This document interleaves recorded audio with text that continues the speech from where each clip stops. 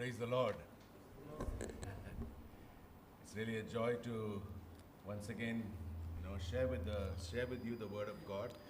మరొకసారి మీతో దేవుని వాక్యం పంచుకోవడం ఎంతో సంతోషంగా భావిస్తున్నాను. This morning I believe we really had a wonderful time as we looked into his word.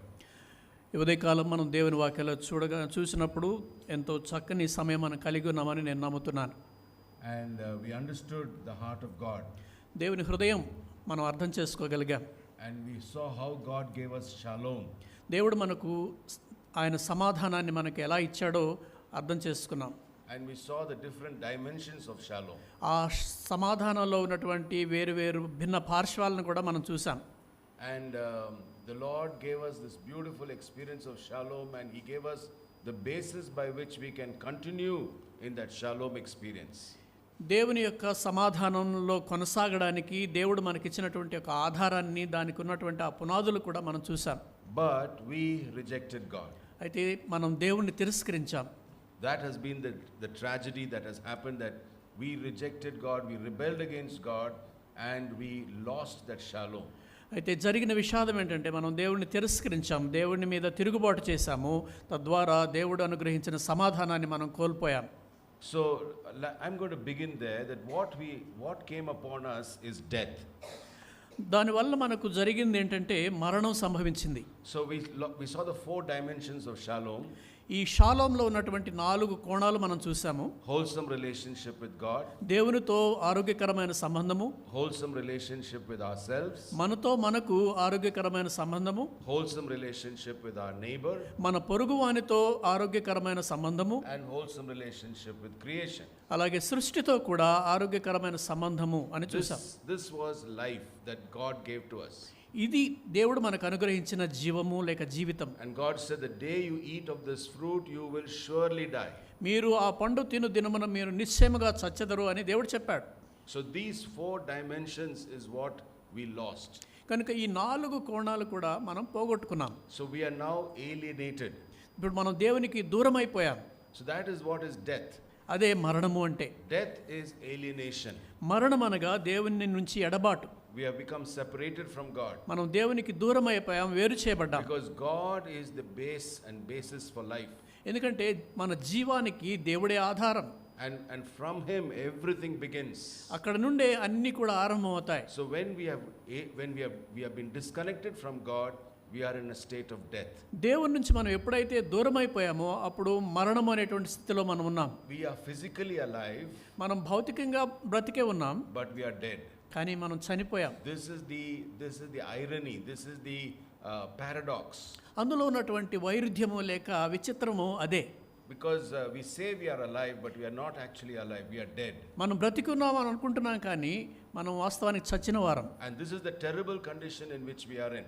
మనము ఉన్నటువంటి అతి దారుణమైనటువంటి స్థితి అది. But the sadness here is not only that we are in the state of death, we do not realize that we are in the state of death. ఇందులో ఉన్నటువంటి విషాదకరమైనటువంటి విషయం ఏంటంటే మనం మరణ స్థితిలో ఉండడం మాత్రమే కాకుండా అలా మరణంలో ఉన్నాం అన్న సంగతి కూడా మనకు తెలియదు.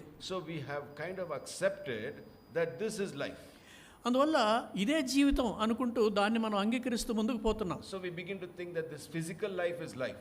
అందుకనే మనం భౌతిక జీవితమే జీవితం అనుకుంటూ ఉన్నాం. And so we try to look after ourselves, and we try to do various things to somehow make this so called physical life as though it's okay. అందువల్ల ఈ భౌతిక జీవితమే సర్వస్వం కాబట్టి ఇలాగ ఎలా బ్రతకాలి, ఏం చేయాలి అని దీని నుంచే ఇదే మనకు చాలు అనుకుంటున్నాం. But God's heart breaks because he says you have actually lost life. కానీ దేవుడు చెప్తా ఉన్నాడు మీరు జీవాన్ని కోల్పోయారు అని. So God is restoring us back from death to life. అందువల్ల దేవుడు మనల్ని మరణం నుండి జీవములోనికి పునరుద్ధరిస్తా ఉన్నాడు. One by one he is taking away those alienations and he is restoring it back to life. ఒక్కొక్కటి మనం దేని నుంచి అయితే దూరం అయిపోయామో వాటన్నిటి నుండి మనల్ని పునరుద్ధరించి దేవుడు మరలా జీవంలోనికి మనల్ని తీసుకొస్తా ఉన్నాడు. This is the good news. ఇదే శుభవార్త. This is the good news that is given to us.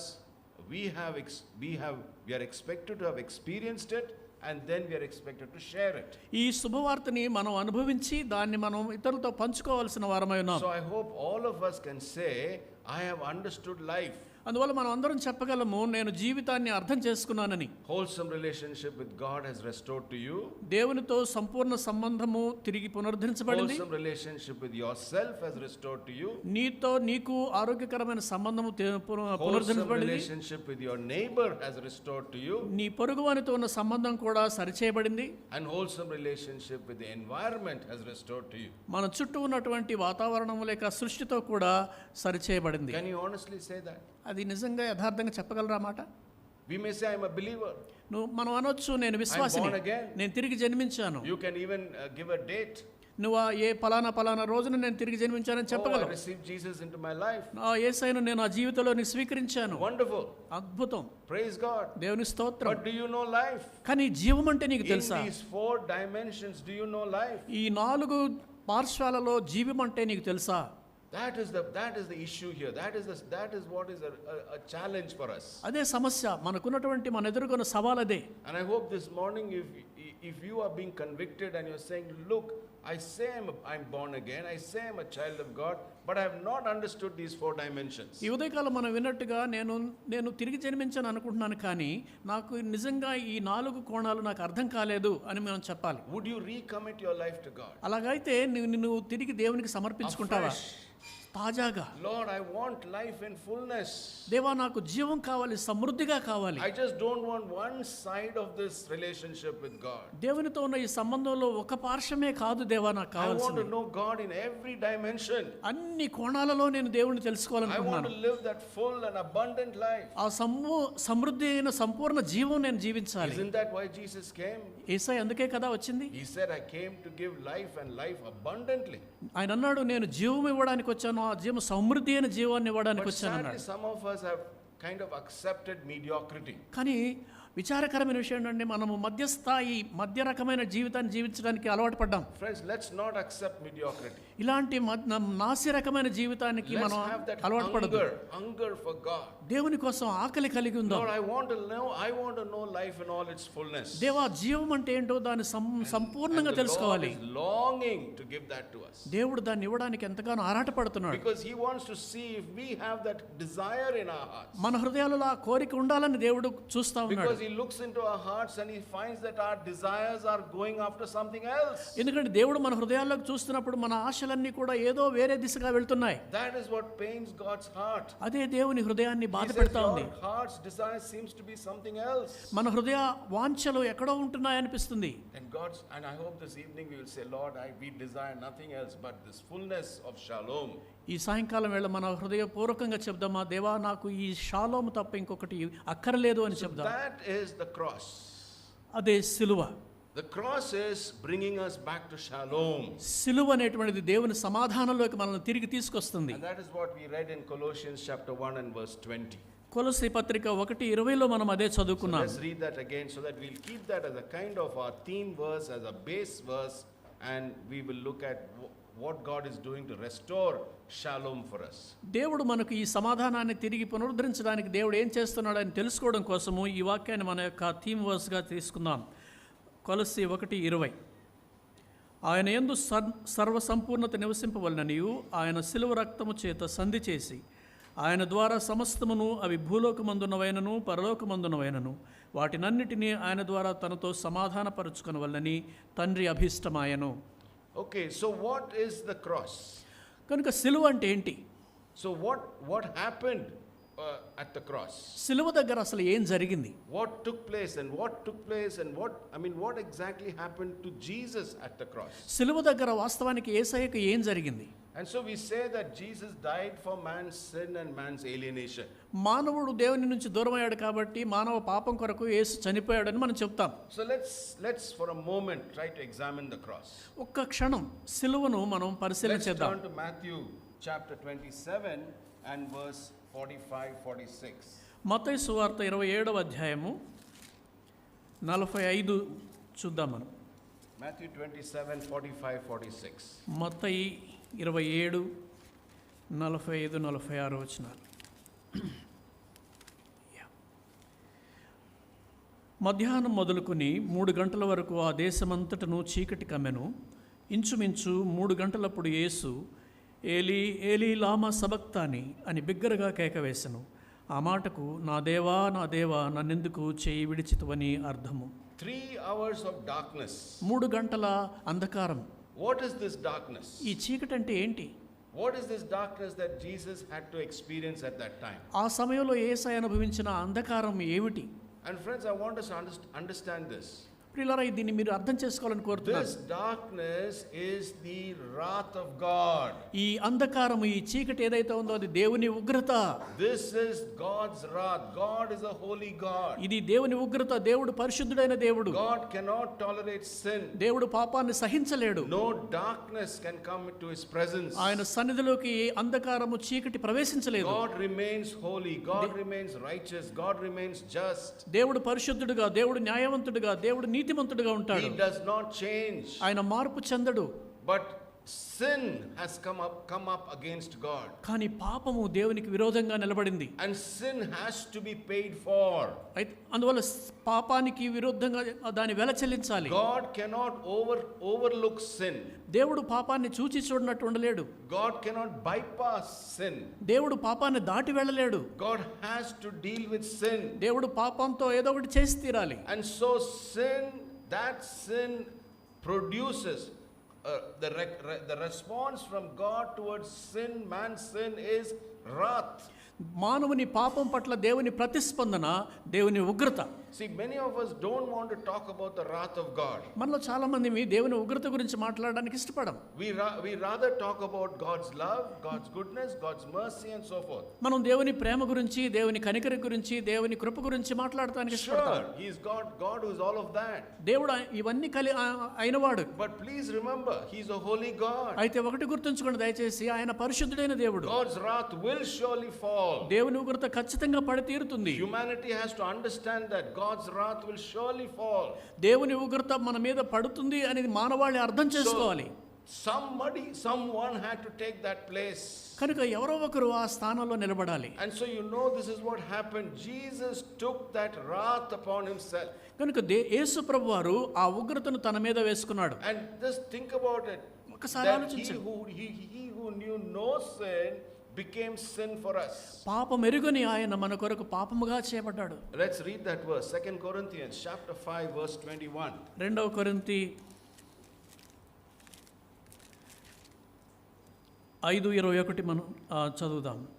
ఎందుకనగా మనం ఆయన యందు దేవుని నీతి అగునట్లు పాపమెరుగని ఆయనను మన కోసము పాపముగా చేసెను. Okay, so that we can become the righteousness of God. మనం దేవుని నీతి కావాలని. There's no sin in him. ఆయనలో పాపం లేదు. But he took that sin and he became the one on whom the wrath of God was poured upon. దేవుడు యేసు ప్రభు మన పాపాన్ని తీసుకున్నాడు. తద్వారా దేవుని యొక్క ఉగ్రత అంతా కూడా ఆయన మీద కుమ్మరించబడింది. And so in the garden of Gethsemane, when he prayed that prayer, Father, let this cup pass from me, he was not praying that the pain should go away or the ridicule and the mocking and all of that should go away. What he knew was the wrath would fall.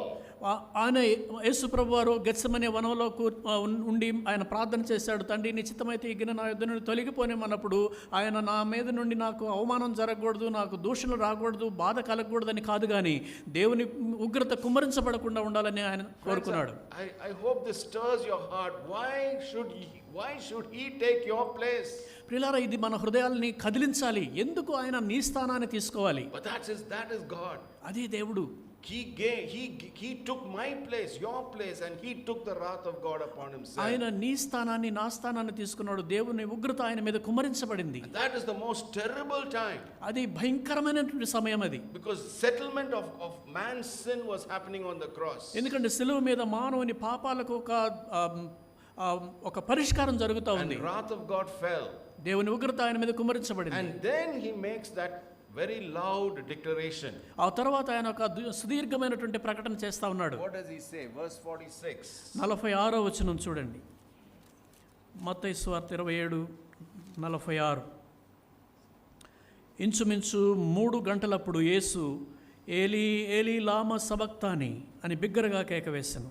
ఆ మాటకు నా దేవా నన్నెందుకు చేయి విడిచితివని అర్థం. Out of that terrible experience of God's wrath, he said, my God, why have you forsaken me? దేవుని ఉగ్రత అనేటువంటి ఆ భయంకరమైనటువంటి అనుభవంలో నుండి యేసయ్య కేకలు వేశాడు, నా దేవా నన్ను ఎందుకు చేయి విడిచితివి అని.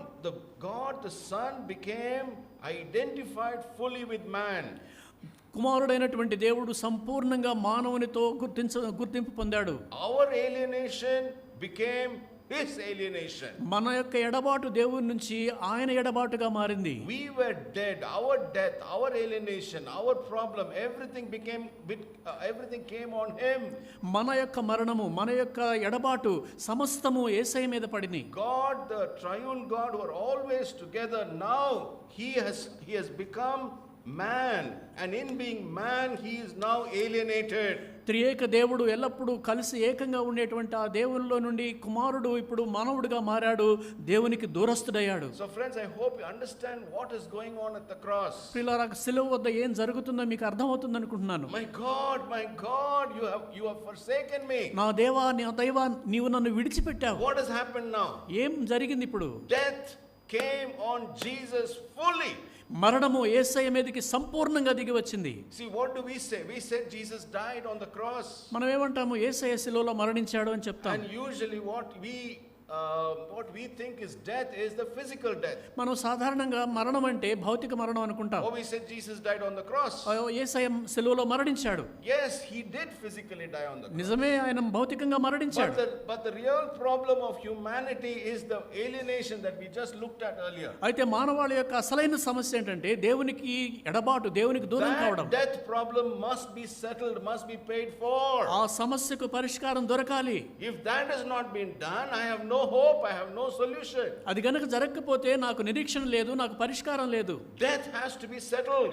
మరణానికి పరిష్కారం కావాల్సిందే. At Matthew 27 verse 46, Jesus died on the cross. మత్తయి సువార్త 27వ అధ్యాయం 46వ వచనంలో యేసయ్య శిలువ మీద మరణించాడు. My God, why have you forsaken? నా దేవా నన్ను ఎందుకు విడనాడావు? Alienation.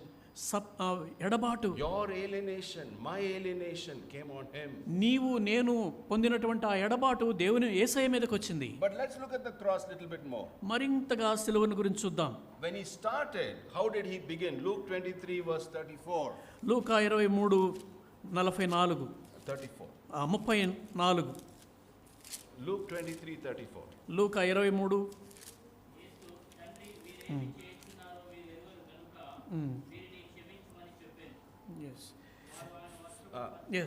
తండ్రి వీరేమి చేయుచున్నారో వీరెరుగురు గనుక వీరిని క్షమించుమని చెప్పాను. Father, forgive them.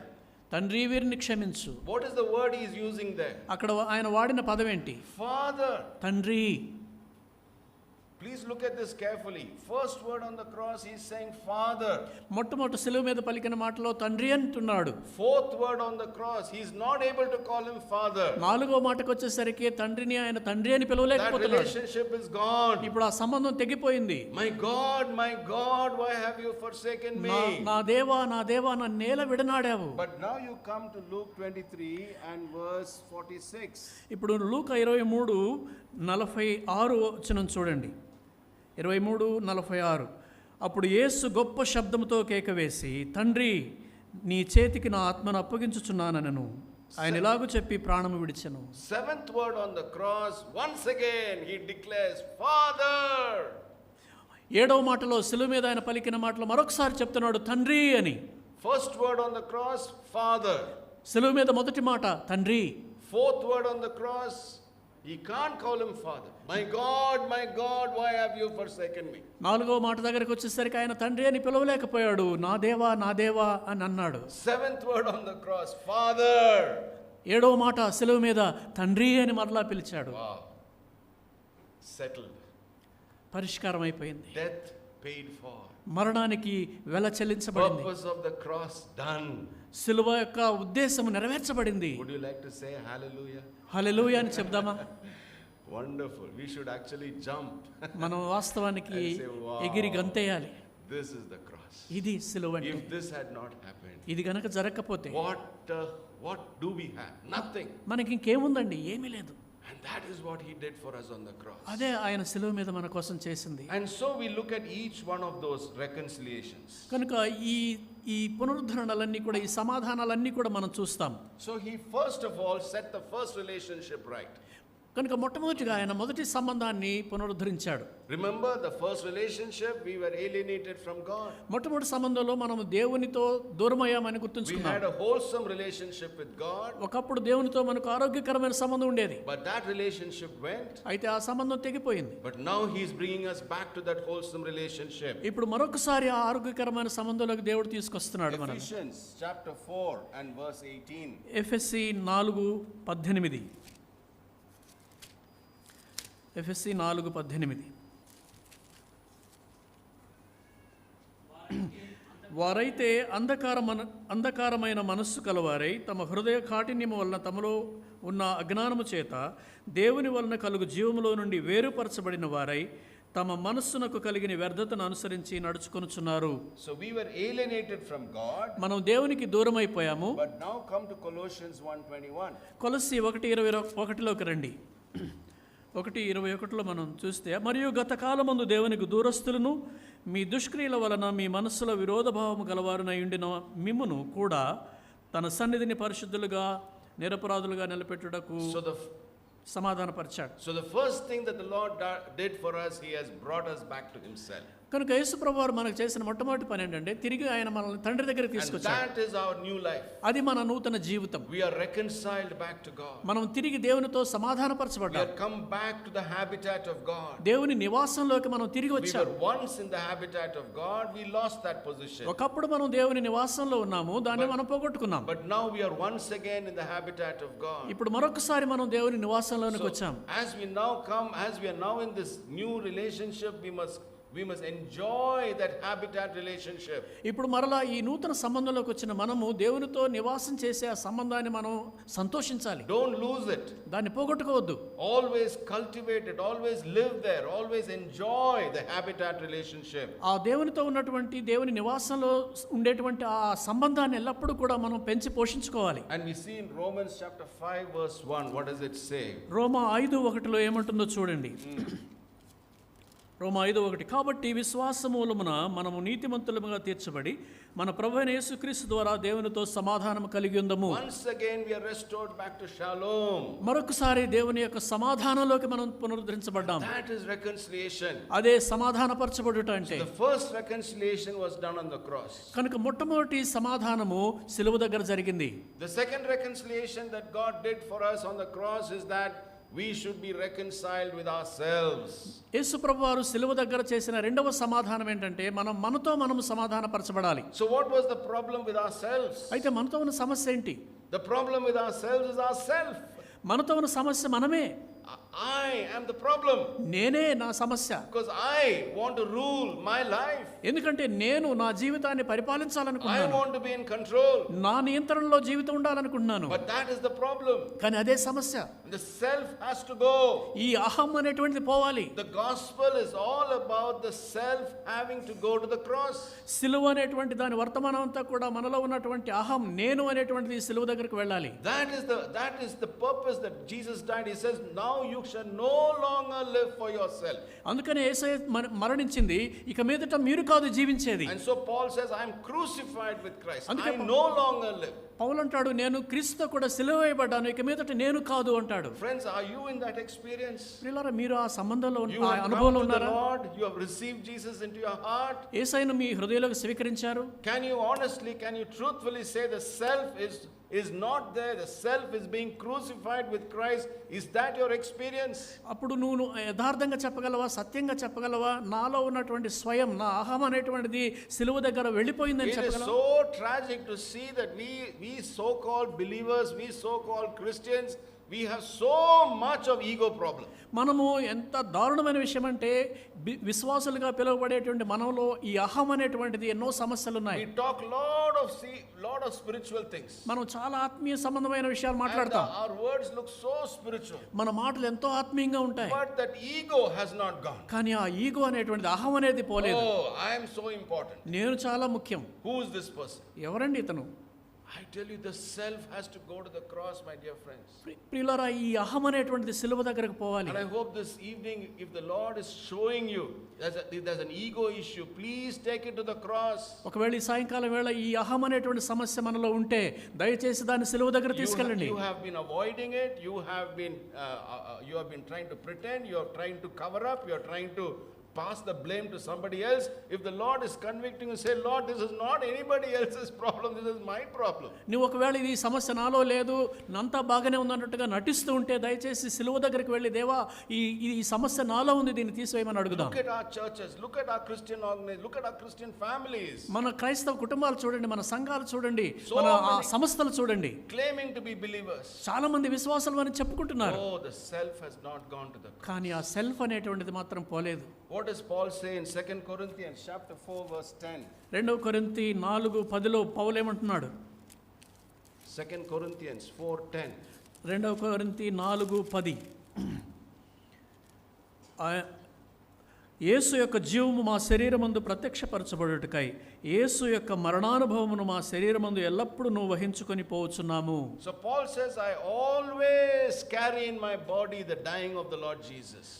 నా శరీరములో యేసు యొక్క మరణాన్ని మేము ఎల్లప్పుడూ మోసుకుంటూ తిరుగుతున్నాం. Always. ఎల్లప్పుడూ. Because this ego, it does not stay, crucified on the cross. ఎందుకంటే ఈ అహం అనేది ఏదైతే ఉందో అది సిలువ మీద సిలువేయబడట్లేదు. You deal with it. At one point it will recur. It has a capacity to come back. ఒకసారి ఆహాన్ని పట్టుకొని సిలువ వేస్తావు, మరలా తిరిగి బతికి మరలా వచ్చి దాన్ని రాగలదు. Throughout the day there are several times the ego will want importance. కనుక రోజులో ప్రతి క్షణము అనుక్షణము అది ఎల్లప్పుడూ కూడా నన్ను చూడు, నాకు importance ఇవ్వంటుంది. The Holy Spirit will always convict us very clearly. The Lord will say, your ego is wanting importance. ఈ పరిశుద్ధాత్మ దేవుడు మనల్ని ఎల్లప్పుడూ కూడా ఒప్పింపచేస్తాడు, ఇదిగో నీలో ఉన్నటువంటి అహం ప్రాముఖ్యతను కోరుకుంటుంది. That is what the Holy Spirit will do. అదే పరిశుద్ధాత్మ దేవుడు చేసేది. But what do we do? కానీ మనం ఏం చేస్తాం? We ignore the word of the voice of the Holy Spirit. పరిశుద్ధాత్మ దేవుని స్వరాన్ని మనం పెడచెవిని పెడతాం. Keep feeding our ego. మన ఆహాన్ని పెంచి పోషించుకుంటా ఉన్నాం. And how terrible. ఎంత భయంకరమండి. How many Christian institutions, how many Christian organizations, how many things have happened in our country. Look at our history. It's not very good. మన క్రైస్తవ సంస్థలు కావచ్చు, organisations కావచ్చు, వాటి చరిత్ర ఒక్కసారి చూడండి, బాగలేదు. They say that when we got independence, we had approximately 1,200 mission hospitals in India. మనకు స్వాతంత్రం వచ్చిన తొలి దినాల్లో సుమారుగా మనకు 1200 మిషన్ హాస్పిటల్ ఉండేవట. Today we have only 130 mission hospitals. ఈ రోజున కేవలం 130 మిషన్ ఆసుపత్రులు మాత్రమే మిగిలాయి. 1,200 mission hospitals the missionaries gave to us. ఒకప్పుడు మిషనరీలు మనకు 1200 మిషన్ ఆసుపత్రులు ఇచ్చారు. Today 130 mission hospitals. ఈ రోజు కేవలం 130 మాత్రమే. More than 1,000 mission hospitals we have shut down. 1000కి పైగా మిషన్ ఆసుపత్రులు మూసేశాం. Out of this 130 mission hospitals that are there, only 30 hospitals are doing okay. ఇప్పుడు ఉన్నటువంటి మిగిలి ఉన్నటువంటి ఆ 130 ఆసుపత్రుల్లో కేవలం 30 మాత్రమే బాగా పనిచేస్తున్నాయి. Another 100 is on the verge of closure. మిగతా 100 ఆసుపత్రులు ముగిసిపోయే దశలో ఉన్నాయి. Why? ఎందుకని? What's our problem? ఏమిటి మన సమస్య? Can't we run hospitals? ఆసుపత్రులు మనం నడిపించలేమా? No sir, that's not the problem. We can run hospitals. అది సమస్య కాదండి, మనం నడిపించగలం. We can't deal with our ego. కానీ మన అహం అనేదే పెద్ద సమస్య. All claiming to be Christian leaders. అందరూ క్రైస్తవ నాయకులే. What a shame. ఎంత సిగ్గుమాలిన విషయం అండి. Will we repent? మనం పశ్చాత్తాపడతామా? Will the church in India repent? భారతదేశ సంఘం పశ్చాత్తాపడుతుందా? What a terrible thing. ఓ దేవా, ఎంత భయంకరమైన విషయం. And I hope your church, as you begin a fresh year, మీరు ఒక నూతన సంవత్సరం ఆరంభిస్తుండగా I hope we will dedicate and say, Lord, no ego issues. మనల్ని మనం సంపూర్ణంగా దేవుని సమర్పించుకుందాం. దేవా, నా అహానికి తావు లేదు. We are crucified with Christ. మేము క్రీస్తుతో కూడా సిలువ వేయబడ్డాం. So the second reconciliation is in the area of the self. కనుక రెండవ సమాధానం అనేటువంటిది మన స్వయం విషయంలో. The third reconciliation is we are reconciled with one another. మూడవ సమాధానము మనం ఒకరితో ఒకరము సమాధానపరచబడ్డాం. And so we read in Ephesians chapter 2 ఎఫెసీ verses 14 to 16. ఎఫెసీ 2:14 నుండి 16లో మనం ఈ విధంగా చదువుకుంటాం. క్రీస్తు రక్తము వలన సమీపస్తులై ఉన్నారు. ఆయన మన సమాధానమై ఉండి మీకును మాకును ఉండిన ద్వేషమును అనగా విధిరూపకమైన ఆజ్ఞలు గల ధర్మశాస్త్రమును తన శరీరమందు కొట్టివేయుట చేత మధ్య గోడను పడగొట్టి మన ఉభయులను ఏకము చేసెను. ఇట్లు సంధి చేయుచు ఈ ఇద్దరిని తన యందు ఒక్క నూతన పురుషునిగా సృష్టించి తన శిలువ వలన ద్వేషమును సంహరించి దాని ద్వారా వీరిద్దరిని ఏకముగా చేసి దేవునితో సమాధానపరచవల్లని ఇలాగ చేసిన గనుక ఆయనే మనకు సమాధాన కారకుడై ఉన్నాడు. So now he has reconciled us to one another once again. మరొకసారి ఆయన మనల్ని ఒకరితో ఒకరు సమాధానపరిచాడు. We were created in oneness, మనం ఏకత్వంలో సృజించబడ్డాం, but we lost it. కానీ దాన్ని పోగొట్టుకున్నాం. But in Christ we are once again one. కానీ క్రీస్తులో మనం మరొకసారి ఒకటయ్యాం. And so oneness is a heritage for us, is a legacy, it's a treasure that's already given to the church. కనుక ఈ ఏకత్వం అనేటువంటిది సంఘానికి ఇవ్వబడినటువంటి ఒక నిధి లాంటిది, మనకు ఒక వారసత్వం లాంటిది, స్వాస్థ్యం లాంటిది. What does the devil do? అపవాది ఏం చేస్తాడు? Oh, you can't have oneness. మీలో ఒక ఏకత్వం ఉండకూడదు. You cannot get along with one another. మీరు ఒకరితో ఒకరు పొసగదు. And he will keep troubling us. He will keep sowing those kind of differences into our hearts. మనల్ని ఇబ్బంది పెడుతూ ఉంటాడు, మనలో ఆ భేదభావాల్ని నాటుతూ ఉంటాడు. We also foolishly listen to the words of the devil. బుద్ధిహీనంగా మనం కూడా అపవాది మాటలు వింటూ ఉంటాం. Oh, we can't get along. మన వల్ల కాదండి, అతనితో కుదరదు. Friends, I tell you, we must chase the devil out. ప్రియులారా, మనం అపవాదిని వెంటాడాలి. Because oneness is already given to the church in Christ. ఎందుకంటే క్రీస్తులో ఏకత్వం అనేటువంటిది సంఘానికి ముందే ఇవ్వబడింది. Look at Galatians 3:27-28. గలతీ 3:27-28 ఒకసారి చూడండి. ఇందులో యూదుడని గ్రీసు దేశస్థుడని లేదు, దాసుడని స్వతంత్రుడని లేదు, పురుషుడని స్త్రీ అని లేదు, యేసు క్రీస్తునందు మీరందరూ ఏకముగా ఉన్నారు. మీరు క్రీస్తు సంబంధులైతే ఆ పక్షమందు అబ్రహాము యొక్క సంతానమై ఉండి వాగ్దానమునకు వారసులై ఉన్నారు. No more two, we are all one in Christ Jesus. మీరు ఇక రెండు కాదు, క్రీస్తులో ఏకమై ఉన్నారు. So this is the legacy that God has given to us. దేవుడు మనకి ఇచ్చినటువంటి వారసత్వం ఇది. And us, we being together as one people of God, loving one another, appreciating one another, celebrating one another, is our testimony to the world. మనము దేవునిలో ఏకం కలిగి ఉండి ఒకరినొకరు అభినందించుకుంటూ ఒకరినొకరు మనం సహవాసంలో ఎదుగుతూ ఆనందంగా ఉన్నప్పుడు ఇది లోకానికి సాక్ష్యంగా ఉంటుంది. That's the greatest testimony to the world. అది లోకానికి అతి గొప్ప సాక్ష్యం. More than all the missions and ministry that we do, if the church will have oneness, that is the greatest message to the world. మనం చేసేటువంటి సంస్థలు కానీ సేవలు కానీ వీటన్నిటికంటే కూడా సంఘం ఏకంగా ఉంటే లోకానికి అదే గొప్ప సాక్ష్యం. Because the world is looking for oneness. ఎందుకంటే లోకము ఆ ఏకత్వం కొరకు ఎదురు చూస్తా ఉంది. And we have that. మన దగ్గర ఉంది అది. But sadly we are not exercising it. కానీ విచారకరమైన విషయం ఏంటంటే దాన్ని మనం అభ్యాసం చేయడం లేదు. Oh, very tragic. ఎంత దారుణమైన విషయం. Would we repent and say, Lord, our church, we will exercise oneness. మనం ఒకసారి పశ్చాత్తాపడి యేసయ్యా మేము మరొకసారి ఆ ఏకత్వాన్ని కలిగి ఉంటామని చెప్దామా?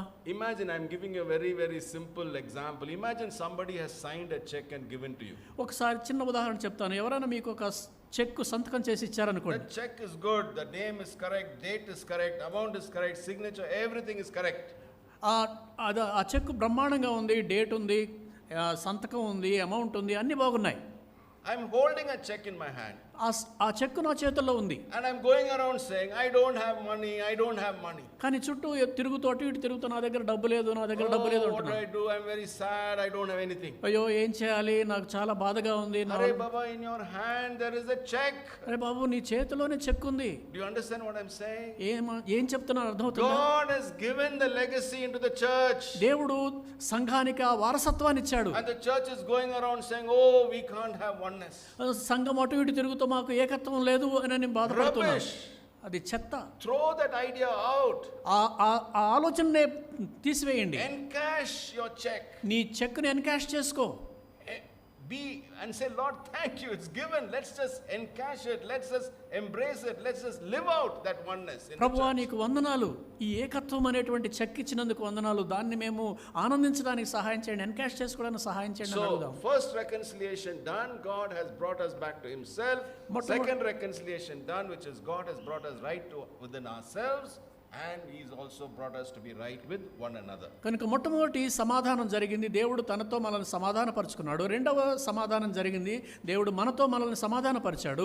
మూడవది సమాధానం జరిగింది, మన పొరుగువానితో ఒకరితో ఒకరు సమాధానపరచబడ్డాం. Fourth reconciliation. నాలుగవ సమాధానం, He has once again brought us to become the co-rulers with God over His creation. మరొకసారి దేవునితో కలిసి మనము పరిపాలించేటువంటి సహపాలకులుగా దేవుడు తన సృష్టి మీద మనల్ని చేశాడు. Let's look at Ephesians chapter 2 verses 4 to 6. ఎఫెసీ 2:4 నుండి 6 వరకు.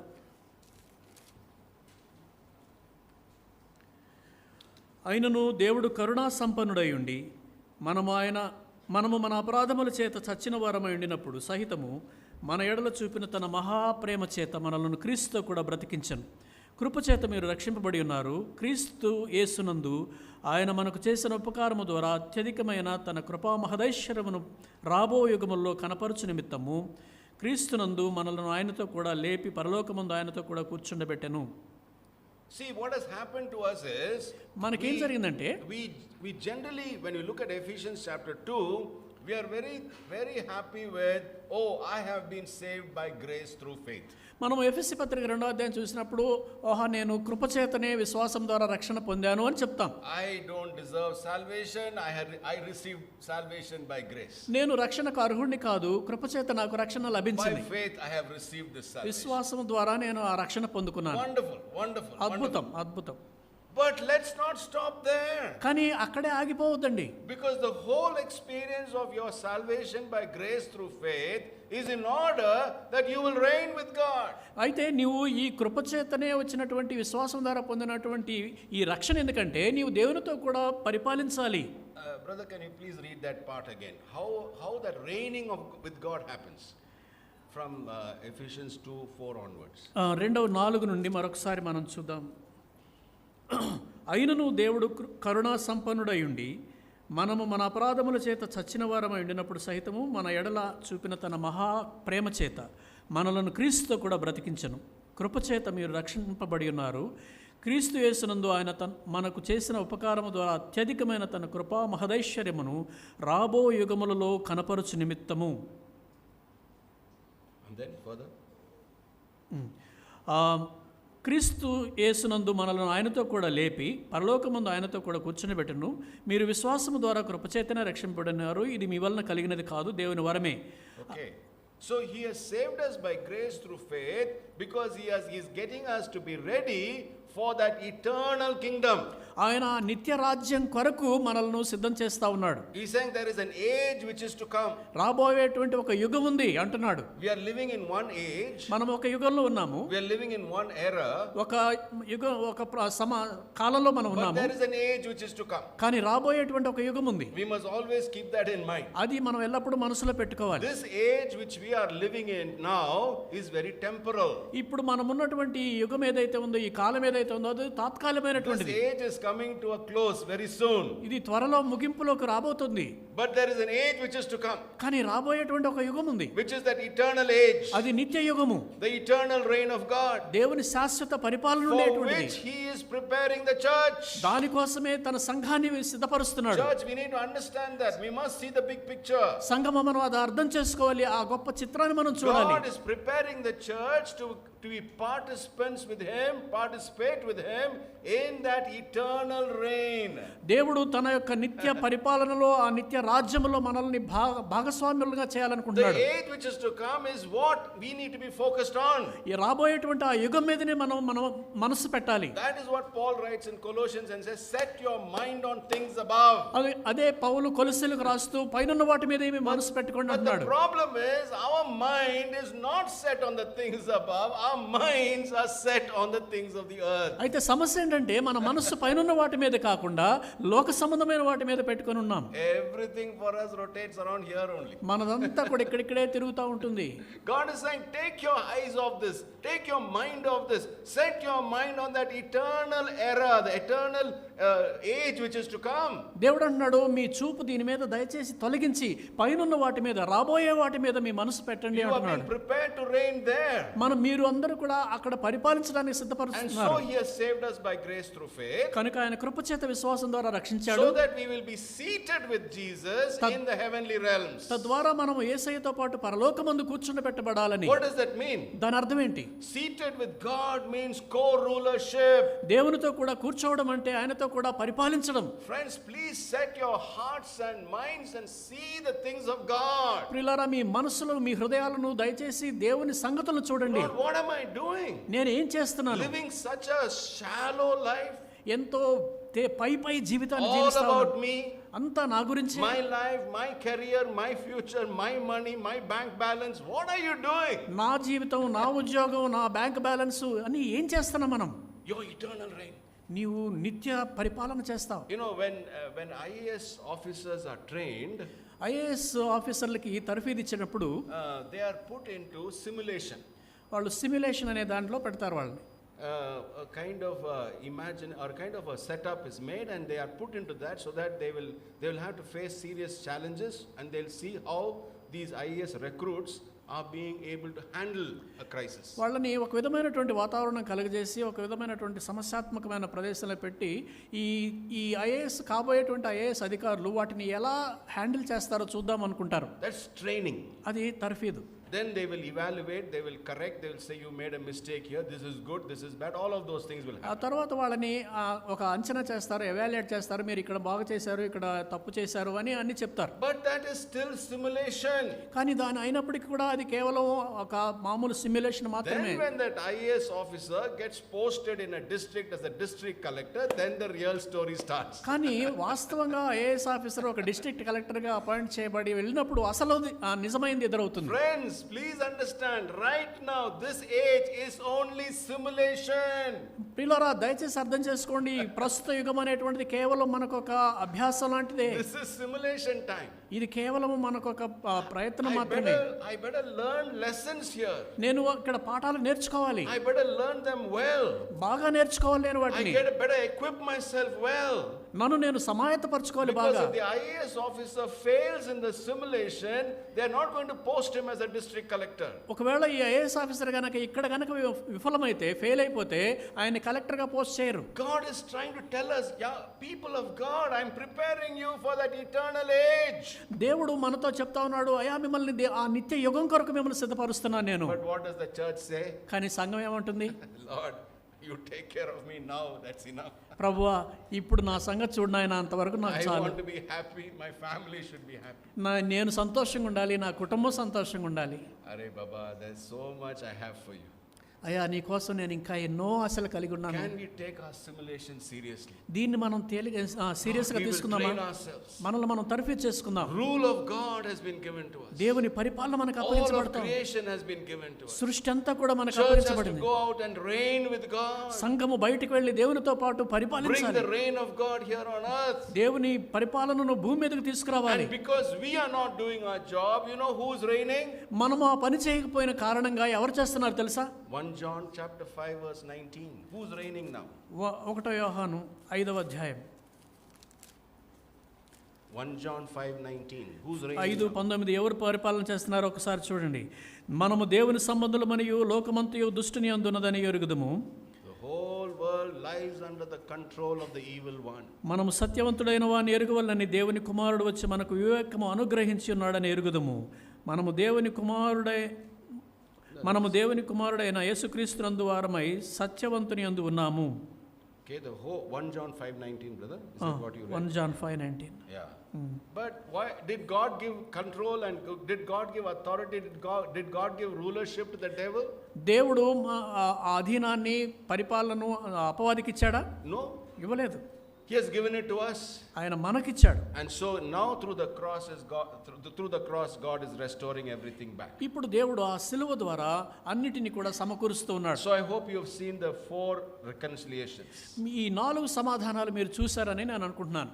Reconciliation with God, దేవునితో సమాధానము, reconciliation with ourselves, మనకు సమాధానము, reconciliation with one another, ఒకరితో ఒకరికి సమాధానము, and reconciliation with all of creation. సృష్టి అంతటితో కూడా సమాధానము. But yet Jesus died physically. అయినా యేసయ్య భౌతికంగా మరణించాడు. The blood of Jesus had to be shed on the cross యేసు రక్తము సిలువ మీద చిందించబడాలి. because the lamb has to be slain. ఎందుకంటే గొర్రెపిల్ల వధించబడాలి. And I like this verse very much. ఈ వచనం నాకు చాలా ఇష్టం. Because this verse happened in the Old Testament. ఎందుకంటే ఈ వచనము పాత నిబంధనలో జరిగింది. When Abraham and Isaac were walking up the mountain. Abraham ఇస్సాకు ఆ కొండ మీద వెళ్తూ ఉన్నారు. Isaac is carrying the wood on his shoulder and walking up the mountain with his father. ఇస్సాకు తన భుజాల మీద కొయ్యలు మోసుకుంటూ తన తండ్రి అబ్రహాముతో నడుస్తున్నాడు. And he's a young man. తను యవనస్తుడు. And he's asking his father, "Father, there is the wood, there is the fire, where is the lamb?" ఇస్సాకు తండ్రిని అడుగుతున్నాడు, నాన్నగారు చెక్కలున్నాయి, అగ్ని ఉంది, కొయ్యలున్నాయి, కానీ మరి గొర్రెపిల్ల ఎక్కడ? And you can imagine how could Abraham respond to that question? ఒకసారి ఊహించండి, ఆ ప్రశ్నకు అబ్రహాము ఎలా స్పందించి ఉంటాడు. As a father, try to put yourself in Abraham's shoes. ఒక తండ్రిగా అబ్రహాం స్థానంలో నిన్ను నువ్వు పెట్టుకొని ఆలోచించు. The boy is asking a very innocent question. పిల్లవాడు అడుగుతున్నాడు ఒక అమాయకంగా ప్రశ్న. Appa, నాన్న, where is the lamb? గొర్రెపిల్ల ఎక్కడ? We are going to sacrifice. మనం బలి ఇవ్వబోతున్నాం కదా. Can he tell a lie to the boy? ఆ పిల్లవాడికి తండ్రి అబద్ధం చెప్పగలడా? Can he somehow avoid the question? ఆ ప్రశ్నను తప్పించుకోవడానికి ప్రయత్నం చేస్తాడా? He answers. కానీ జవాబు చెప్తాడు. Genesis chapter 22 and verse 8. 22:8 Abraham, నా కుమారుడా, దేవుడే దహన బలికి గొర్రెపిల్లను చూచుకున్నని చెప్పాను.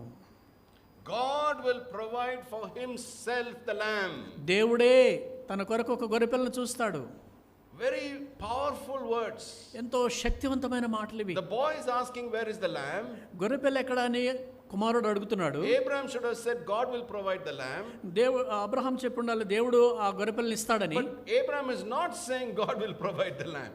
దేవుడు గొర్రెపిల్లని మనకు అందిస్తాడని అబ్రహాం చెప్పడం లేదు. Abraham is saying God will provide the lamb for himself. దేవుడే తన కొరకు గొర్రెపిల్లను చూస్తాడు అని చెప్తున్నాడు. The lamb has to be slain. ఆ గొర్రెపిల్ల వధించబడాలి. Because the righteousness of God has to be met, has to be fulfilled. ఎందుకంటే దేవుని నీతిని ఖచ్చితంగా దాన్ని సంపూర్ణం చేయాలి. God will provide for himself the lamb. దేవుడే దాన్ని గొర్రెపిల్లను చూసుకుంటాడు. Old Testament. పాత నిబంధనలో 2000 years before Jesus came, he is making that declaration. యేసు ప్రభు రావడానికి ముందు 2000 సంవత్సరాల ముందే ఆ ప్రకటన చేస్తున్నాడు. The plan of God right before creation was Jesus would go to the cross. దైవజనుడు చెప్తూనే ఉన్నాడు, యేసు ప్రభు శిలువ మీదకు వెళ్తాడు అని. So when we look at the cross as a whole, let's understand the cross gives us three aspects of the good news. ఈ శిలువను మనం చూస్తా ఉన్నప్పుడు యేసు ప్రభు వారి శిలువ మనకు మూడు విషయాలు ఈ సువార్తలో అందిస్తా ఉన్నాయి. Many times when we come to the cross, we look at only the cross alone as the good news, as the way of salvation. మనము చాలాసార్లు శిలువ దగ్గరకు వచ్చినప్పుడు శిలువ మాత్రమే శుభవార్త అన్నట్టుగా మనం చెప్తాం. But please understand, please remember, the gospel has got three sections. అయితే సువార్తలో మూడు విభాగాలు ఉన్నాయని మనం అర్థం చేసుకోవాలి. There is the death of Jesus on the cross. శిలువ మీద యేసయ్య మరణం ఉంది. There is the burial of Jesus, the body of Jesus was buried. యేసు ప్రభు వారి శరీరము సమాధి చేయబడింది. And there was the resurrection. ఆ తర్వాత పునరుద్ధానం ఉంది. So when we talk about the gospel, we must remember the three parts of the good news. అందువల్ల మనం సిలువ గురించి మాట్లాడుతున్నప్పుడు సువార్తలో ఉన్నటువంటి మూడు సంగతులు కూడా గుర్తుంచుకోవాలి. And all of us, when we receive the gospel, we must receive all three parts into our lives. మనం ఈ సువార్తను స్వీకరించినప్పుడు ఈ మూడు భాగాలు కూడా మన జీవితంలోకి తీసుకోవాలి. Okay, so we've already talked about the first one. I have to be crucified with Christ. మొట్టమొదటి విషయం మాట్లాడుకున్నాము, నేను క్రీస్తుతో కూడా సిలువ వేయబడాలి. Before we go there, let's go to 1 Corinthians 15 verses 1 to 4. దానికంటే ముందుగా 1 కొరింథీ 15వ అధ్యాయము 1 Corinthians 15 1 to 4. 15వ అధ్యాయం 1 నుండి 4 వచనాలు చదువుకుందాం. మరియు సహోదరులారా, నేను మీకు ప్రకటించిన సువార్తను మీకు తెలియపరుచున్నాను. మీరు దానిని అంగీకరించితిరి, దాని యందే నిలిచి ఉన్నారు. మీ విశ్వాసం వ్యర్థమైతేనే కానీ నేను ఏ ఉపదేశ రూపముగా మీకు సువార్త ప్రకటించితినో ఆ ఉపదేశమును మీరు గట్టిగా పట్టుకుని ఉన్న యెడల ఆ సువార్త వల్లనే మీరు రక్షణ పొందువారయ్యుందురు. నాకియబడిన ఉపదేశమును మొదట మీకు అప్పగించితిని, అదేమనగా లేఖనముల ప్రకారం క్రీస్తు మన పాపముల నిమిత్తం మృతి పొందెను, సమాధి చేయబడెను, లేఖనముల ప్రకారం 3వ దినమున లేపబడెను. Okay, so the three parts. మూడు భాగాలు. dying with death of Jesus, burial of Jesus, resurrection of Jesus. యేసయ్య మరణము, యేసయ్య సమాధి, యేసయ్య పునరుద్ధానము. And these three parts is what must be internalized. ఈ మూడు భాగాలు కూడా మనలో లీనం కావాలి. For us to experience the gospel. మనం సువార్తను అనుభవించాలంటే ఈ మూడు కూడా మనలో రావాలి. So we've talked a little bit about the dying with Christ. క్రీస్తుతో కూడా మరణించడం గురించి మనం మాట్లాడుకున్నాం. Let's just look at one more verse in terms of what it means to die with Christ. 2 Corinthians chapter 5 verse 15. క్రీస్తు కూడా మరణించడం అనేటువంటిది ఏమిటో మనము 2 కొరింథీ 5:15 ఒకసారి చూద్దాం. 2 Corinthians 5:15, yeah. 2 కొరింథీ 5:15 జీవించు వారికి మీదట తమ కొరకు కాక తమ నిమిత్తము మృతి పొంది తిరిగి లేచిన వారి కొరకే జీవించుటకు ఆయన అందరి కొరకు మృతి పొందిననియు నిశ్చయించుకొనుచున్నాము. Jesus died for all. యేసయ్య మనందరి కొరకు మరణించాడు. You know, that is a very important statement. అది చాలా ప్రాముఖ్యమైనటువంటి Jesus మాట. died for all. యేసు అందరి కొరకు మరణించాడు. But why? కానీ ఎందుకు? And we can give many answers to that question. దానికి ఆ ప్రశ్నకు మనం అనేక జవాబులు చెప్పొచ్చు. But in 2 Corinthians 5:15 Paul gives a very important answer. కానీ 2 కొరింథీ 5:15 పౌలు చాలా ప్రాముఖ్యమైన జవాబు He says ఇస్తున్నాడు. he died for all, ఆయన అందరి కొరకు మరణించాడు, so that you should no longer live for yourself, తద్వారా జీవించు వారికి మీదట తమ కొరకు కాక but for him who died for them and rose again. వారి కొరకు మృతి పొంది తిరిగి లేచిన వాని కొరకు So జీవించాలి. that matter of Jesus dying on the cross is that you and I should no longer live for ourselves. యేసు ప్రభు వారు శిలువ మీద మరణించిన దానికి కారణం ఏంటంటే నీవు నేను కూడా మన కొరకు మనమే జీవించకూడదు. Okay, now let's go to burial. ఇప్పుడు సమాధి దగ్గరకు వద్దాం. What is burial? ఈ సమాధి చేయడం అంటే ఏంటి? Jesus' body was buried. యేసు శరీరము సమాధి చేయబడింది. Why is that so much an integral part of the gospel message? సువార్త సందేశంలో అది ఎందుకంత ప్రాముఖ్యమైన భాగమైంది? Because the burial has to happen. ఎందుకంటే సమాధి కార్యక్రమం జరగాలి. I have died with Christ, నేను క్రీస్తు కూడా మరణించాను, but there has to be burial. కానీ సమాధి అనేది చేయబడాలి. Imagine a funeral service. ఒకసారి సమాధి కార్యక్రమాన్ని Person has ఊహించుకోండి. died, the body is there in front of us. ఒక వ్యక్తి చనిపోయాడు, ఆయన మృతదేహం మన ఎదురుగా ఉంది. You can't leave the body. ఆ శరీరాన్ని అలా వదిలేయకూడదు. There has to be burial. ఆ సమాధి కార్యక్రమం జరగాలి. So what is burial? ఏమిటి సమాధి And కార్యక్రమం? the Bible gives us an answer. It is in Colossians chapter 2 verses 11 and 12. కొలస్సీ 2:11-12 మనం చూస్తాం. Colossians 2:11 and 12. కొలస్సీ 2:11-12 వచనాలలో దానికి జవాబు చూస్తాం. మీరును క్రీస్తు సున్నతి యందు శరీరేచ్ఛలతో కూడిన స్వభావమును విసర్జించి ఆయన యందు చేతులతో చేయబడిన సున్నతిని పొందితిరి. మీరు బాప్తిస్మందు ఆయనతో కూడా పాతి పెట్టబడిన వారై ఆయనను మృతుల్లో నుండి లేపిన దేవుని ప్రభావమందు విశ్వసించడం ద్వారా ఆయనతో కూడా లేచితిరి. So Paul is making us understand burial compares to circumcision in the Old Testament. పౌలు ఇక్కడ ఈ సమాధి కార్యక్రమం అనేటువంటిది పాత నిబంధనలోని సున్నతితో పోలుస్తా ఉన్నాడు. So circumcision was a covenant that happened when God had a covenant with Abraham. ఈ సున్నతి అనేటువంటిది దేవుడు అబ్రహాముతో చేసినటువంటి ఒక నిబంధన. So in Genesis chapter 17 and verse 1, God said, "Walk before me and be blameless." ఆదికాండం 17వ అధ్యాయంలో దేవుడు అబ్రహాముతో చెప్పాడు, నా ఎదుట నీవు నిందారహితంగా జీవించు అన్నాడు. So for that covenant, God said, "I want you to go through circumcision." ఆ నిబంధనకు భాగంగా దేవుడు సున్నతి పొందాలని చెప్పాడు అబ్రహాముకి. Circumcision is not just a physical experience, but it is being separated for God, that you should walk before God blameless. ఈ సున్నతి అనేటువంటిది శారీరకమైనటువంటి క్రియ మాత్రమే కాదు, కానీ దేవుని ఎదుట నీవు నిందారహితంగా జీవించడానికి చేసేటువంటి ఒక నిబంధన. And so when we look at circumcision compares with baptism in the New Testament. కనుక సున్నతిని మనం చూస్తా ఉన్నప్పుడు క్రొత్త నిబంధనలో బాప్తిసంతో దాన్ని పోలుస్తాం. So when I go through the waters of baptism, there has to be burial. నేను నీటి బాప్తిసం తీసుకున్నప్పుడు ఆ సమాధి అనేటువంటిది జరగాలి. I'll just give you one reference, Romans chapter 6 verses 3 and 4. We won't read it. Just keep that, note that down. You can go home and read it. Romans chapter 6 verses 3 and 4. రోమా 6:3-4 వచనాలు దయచేసి Paul రాసుకోండి. explains baptism. అక్కడ బాప్తిసం గురించి పౌలు వివరిస్తాడు. So what happens in baptism బాప్టిజంలో ఏం జరుగుతుందంటే is that I am now saying I am setting myself apart, setting myself separate. I will walk before God blameless. నన్ను నేను ప్రత్యేకపరచుకొని దేవుని ఎదుట నేను నిందారహితంగా జీవిస్తాను. So the things of the old life is gone. పాత జీవితపు సంగతులన్నీ పోయాయి.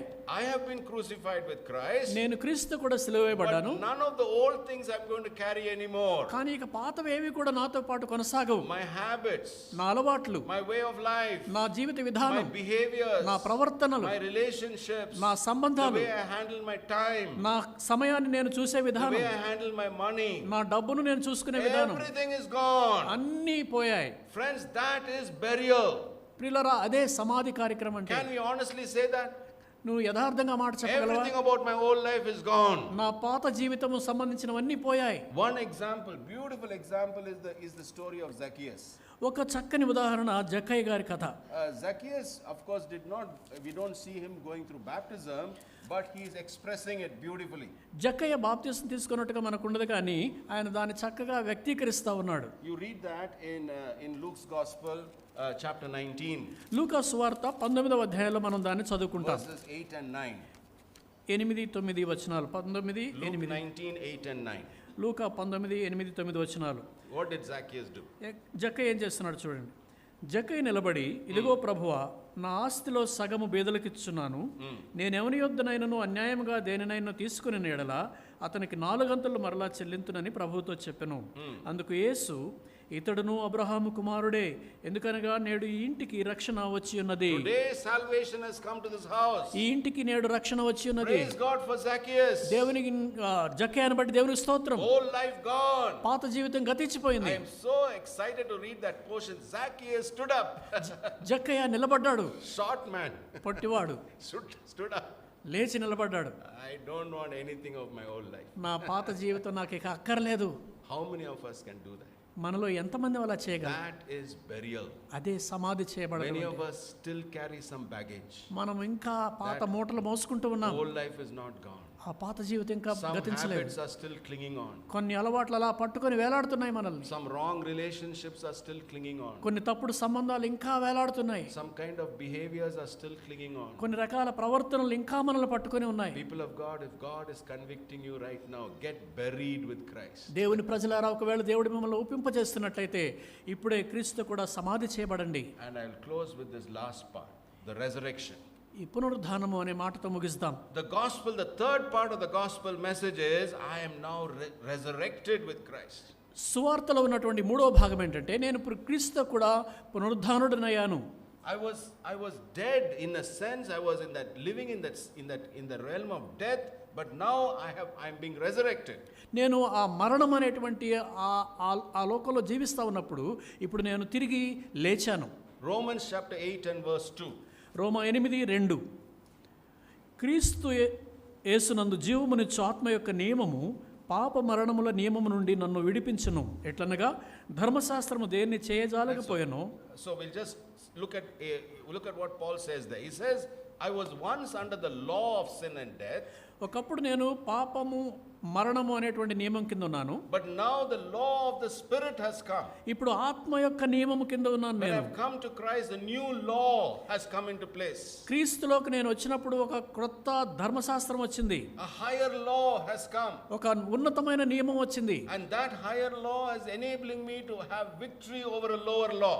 ఆ ఉన్నతమైనటువంటి నియమము ఈ తక్కువ స్థాయి నియమం మీద నాకు విజయం ఇస్తా ఉంది. Let me give a demonstration. ఒక డెమాన్స్ట్రేషన్ మీకు చూపిస్తాను. I am holding my phone in my hand. నా చేతిలో నా ఫోన్ ఉంది. Now if I let go of this phone, will it remain there or will it fall down? ఒకవేళ నా చేతిలో ఉన్న ఫోన్ వదిలేస్తే అది అక్కడే ఉంటుందా, కింద పడుతుందా? It will fall down. Why? పడిపోతుంది. ఎందుకు? There is a law, right? ఎందుకంటే There ఒక is a law. నియమం ఉంది. Can I negotiate with that law? ఆ నియమంతో నేను బేరసారాలు చేయొచ్చా? Excuse me, Mr. Law of Gravity, you please don't act right now. గురుత్వాకర్షణ శక్తి గారు, దయచేసి ఇప్పుడు I'm నువ్వు going పని to let చేయొద్దు. go of this phone. You should remain there. Will it listen to me? నేను ఈ ఫోన్ విడిచిపెడతాను, నువ్వు మాత్రం పని చేయొద్దు. It will not listen to me అది వినదు నా మాట. because that's a law. ఎందుకంటే అది ఒక నియమం. That was the law in which we were caught. ఆ నియమములోనే మనం పట్టుబడ్డాం. The law of sin and death. పాప మరణం అనేటువంటి That నియమం. was what Paul said. I want to get out of that law. I'm not able to get out of that law. అదే పౌలు అన్నాడు, నేను ఆ నియమం నుండి బయటపడాలనుకున్నాను కానీ రాలేకపోతున్నాను. I'm doing my best to get out of that law. I'm not able to do it. నా శాయశక్తుల ప్రయత్నం చేస్తున్నాను కానీ ఆ నియమం నుంచి నన్ను That is బయటపడలేకపోతున్నాను. Romans chapter 7.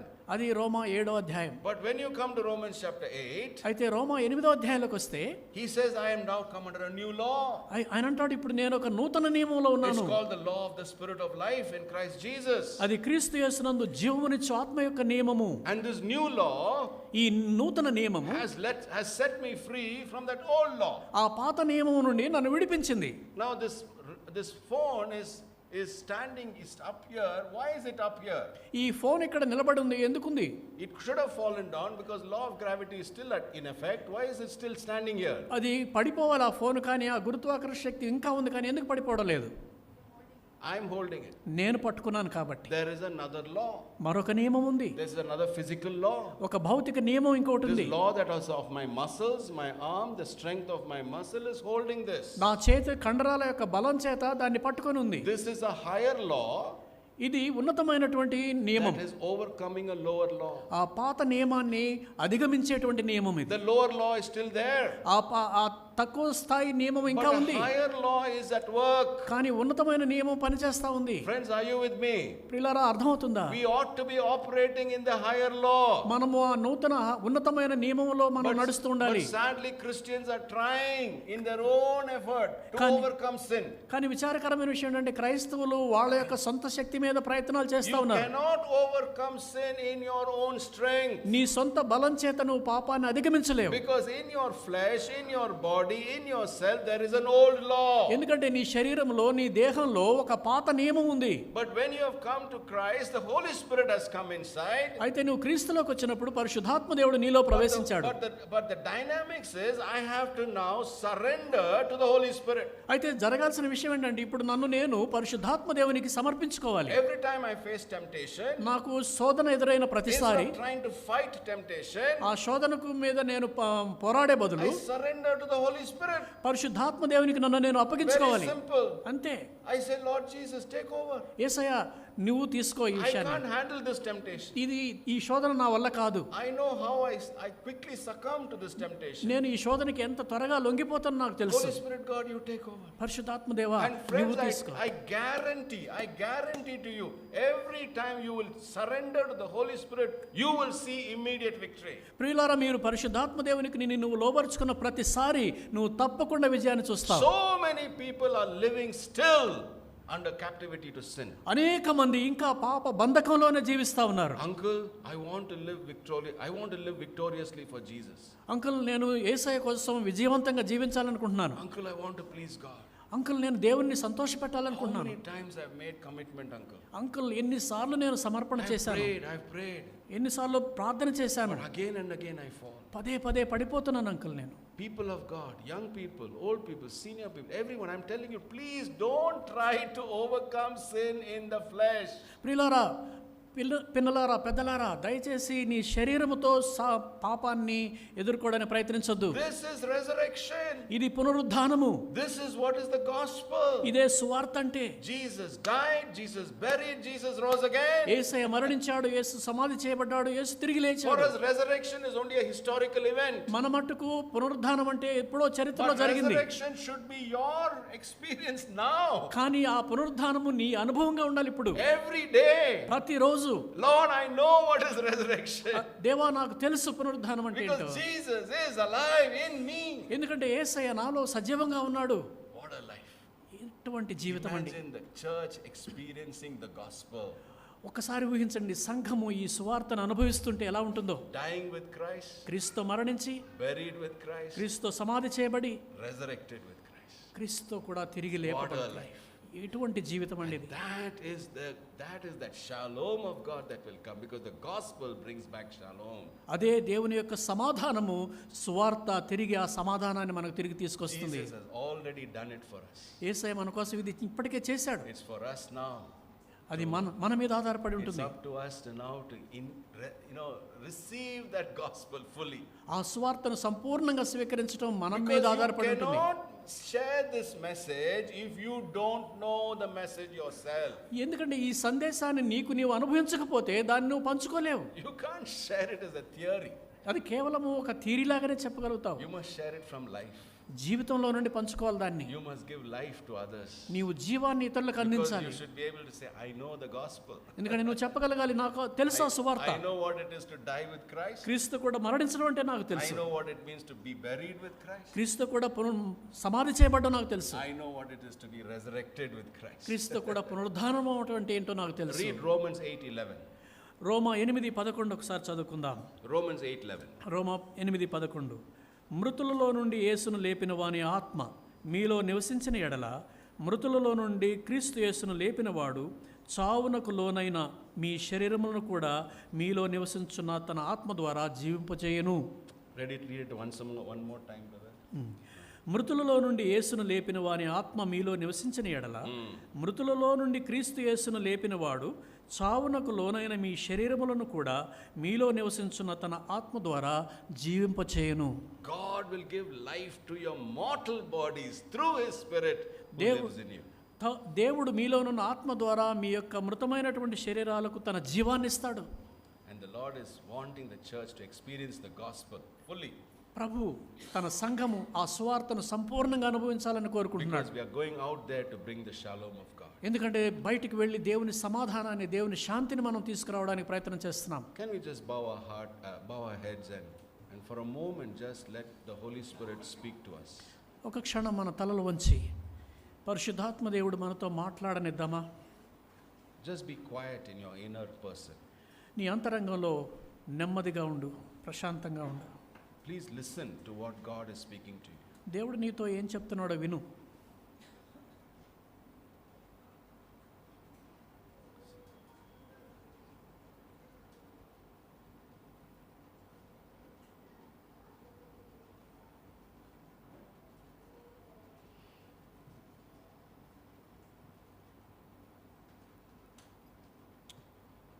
Thank you, Lord Jesus, for speaking to us. యేసయ్య మాతో మాట్లాడినందుకు మీకు వందనాలు.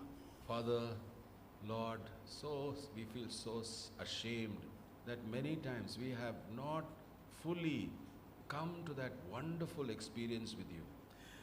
దేవా, ఎంతగానో సిగ్గుపడుతున్నాం. అనేక సార్లు మా జీవితాల్లో ఆ అద్భుతమైన అనుభవంలోకి రాలేకపోయాం. Father, we commit ourselves. తండ్రి, మమ్మల్ని మేము మీకు అప్పగించుకుంటున్నాం. Thank you for the cross.